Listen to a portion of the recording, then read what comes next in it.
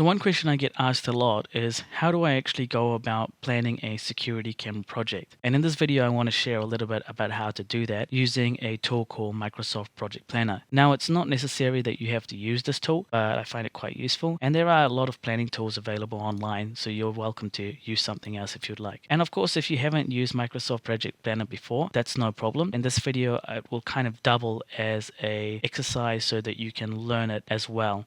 So you're kind of learning Microsoft Project Planner, and at the same time you can learn how I at least plan a security project. Now, going into the project itself, you can split it into two elements. The first thing is that there will be some sort of planning and there will be some kind of execution phase. The planning phase is essentially going to be something where you start to plan what security cameras you're going to be using, for example, and what DVR system you're going to be using. And then the other thing is actually executing, where you're going to install the physical cameras and you're going to install the DVR system and whatever needs to be done. So what I've done here is I've basically just put these two as summaries, because these are the high level parts of the project that we will be doing. And then inside each of these sections, I have the tasks that I'll be doing inside. So one of the things that you're probably going to be doing at first is you're going to do some sort of site survey. The site survey is where you think about things like, what is the level of risk around the site, and is it worth installing cameras in the first place, and will they really help? And then other questions like, is the contents of the property or area where the cameras will be installed very valuable or not? And even things such as the layout and the structure of the building and how much ongoing support you would need to actually have to monitor these cameras. So would it be just yourself monitoring on an app, or did you want it actually connected, for example, to some 24/7 system? So what I'm going to do here on the left side is there's this I here, which really just means, I guess, information, and I'm going to double click on that, go to notes, and here I will just input that information, and I'll do this for all the tasks. So once you've done the site survey, the second thing you're going to do is you're actually going to think about the camera layout. And for the camera layout, the main thing that you're probably going to be thinking about is, what is the actual purpose of each of the cameras, and is there going to be any blind spots that are going to be implemented into your system? So it's good to do this on a camera by camera basis, where you think about each camera, what you're trying to cover with it, what does the specs of the camera have to be, and all those sorts of things you can kind of pick inside of that camera layout section as well. The next thing that I'm going to be considering is the actual system layout. So what I mean by that is things like, where will the DVR be installed? Is there a current connection available for the network? So is there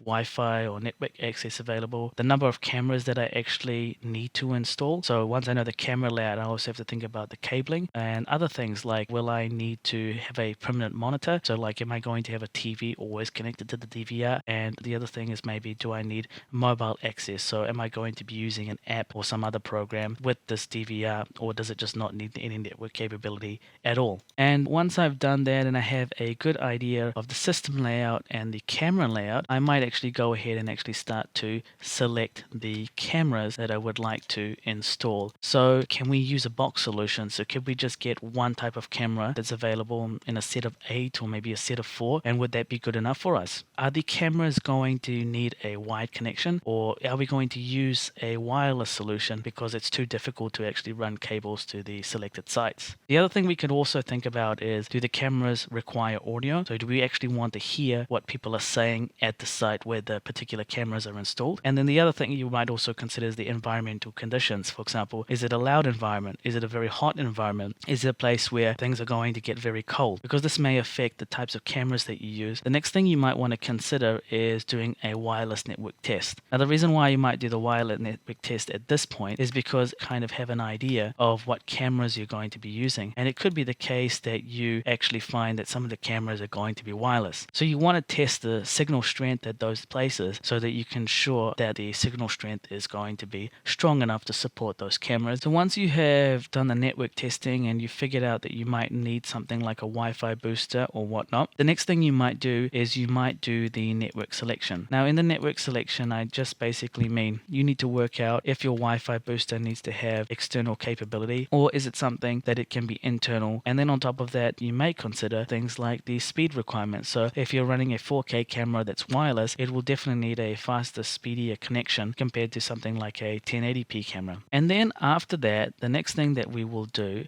is we will probably figure out the system. System selection really comes down to doing everything beforehand.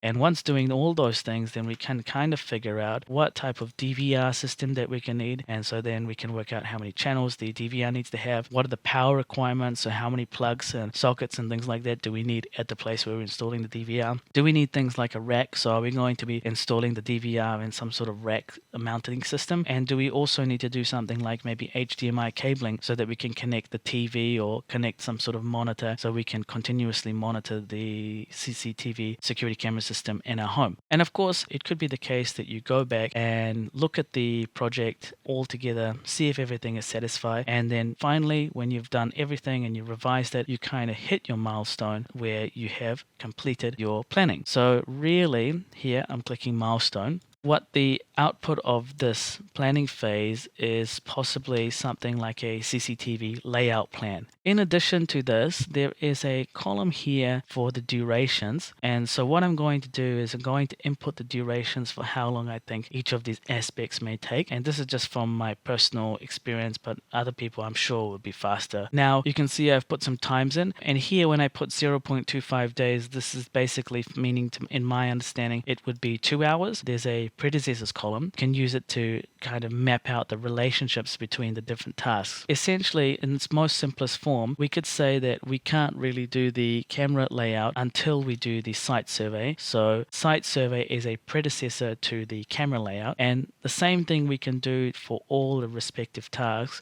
So I'm just going to go ahead and put some numbers in here. And then the last thing that you will need to do is that currently this thing here is telling us that it's a manually scheduled task, but really we want these to be automatic so we can convert them all to auto scheduled tasks. And so once you have put in the predecessors, you've made this into automatically scheduled, and you've put in the durations, you're going to get something that kind of looks like this. And this gives you an idea of how the task may be completed over the particular workday. So now after this, then the next thing that I would start to look at is the execution phase. So when I look at the execution, I think the first thing that you would do once you have your layout plan is you would go ahead and you would think about how you're going to procure the materials. So inside of the execution phase, and after doing the procurement of the materials, where you gather the materials, essentially you can split the CCTV camera installation into two parts. The first one would be where you install the cameras, and the second part is where you actually install the remainder of the system, so the system installation. So if I go here, I can put in tasks that I'm going to be having for this. And so for this, I'm going to assume that I'm going to be installing 8 cameras. So 8 tasks here. And the reason why I'm going to do them individually is because it could be the case that each of the cameras have different relative difficulties for installing. And with this camera and the cabling, what I've done here is I've given an example of how I would sort of rate it and give it time. So as an example, if I think it's going to be really easy, 0.25, so maybe 2 hours. If it's a medium job, like it's quite difficult, maybe 0.5. And if it's really, really difficult, then maybe I'll say it's 1 day. And of course, if it exceeds that, then it could be the case that you have chosen the wrong camera for the job. You might need to go to something like a wireless solution so that you are not really wasting too much time on it. But you have to work out the pros and cons to work out what would be best for you. So I'm going to give an example of some difficulties here. And also here, I'm going to assume that the cameras are being installed sequentially, and put the predecessors in and some notes here. So then I am pretty much sure about the cameras. So the next thing that I will start to consider is the system installation. Inside of the system installation, the first thing that I might consider is, for example, the power supply. So wherever the DVR is going to be, obviously I'm going to be needing some power. So here I could, for example, say that it could be the case that I know that an electrician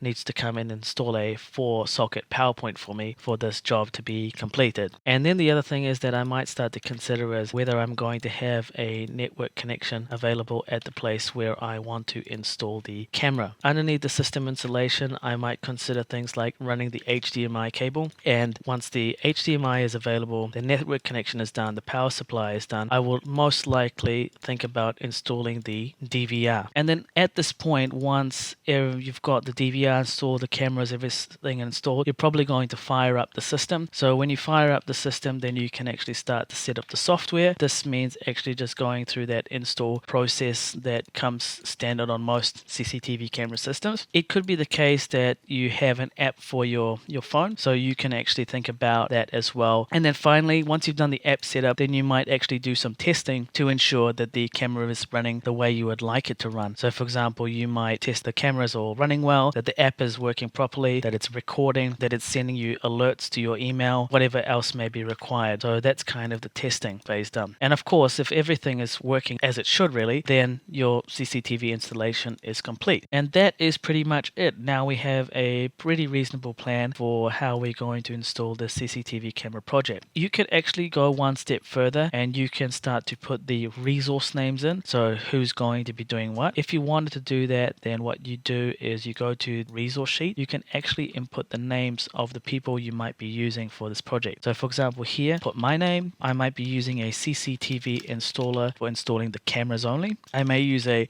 electrician to install the PowerPoint. On this right side here are the columns of things that you might be considering when you're using a resource. In the type we have work, material and cost. So if it's a material, if it's cost, you can use those, but in this case we're using this resource for work. The maximum work they can do in a week, so that's where it's 100%, and then their rate. When I go back to the Gantt chart here, what I can do is this will give me an option to actually put my name on these jobs now. Example here, I'm putting my name to do all the planning work.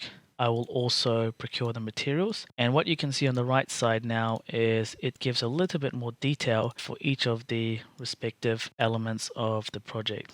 The only thing I've changed in addition to that is this addition of adding 22 as a predecessor, saying that the cameras also need to be done for this installation to be complete, and you wouldn't really do the system installation until the cameras and cabling are done. So I will make that this is actually a predecessor of the previous section, and so now you can see that it is kind of in order of what would be required. So the only thing that's maybe worth mentioning is that if you go to the project tab, you can go to project information, and here if you click on statistics, it's actually going to give you an idea of how much the job will cost to complete based on the hours you've put in. So thank you very much for watching, and see you on the next video.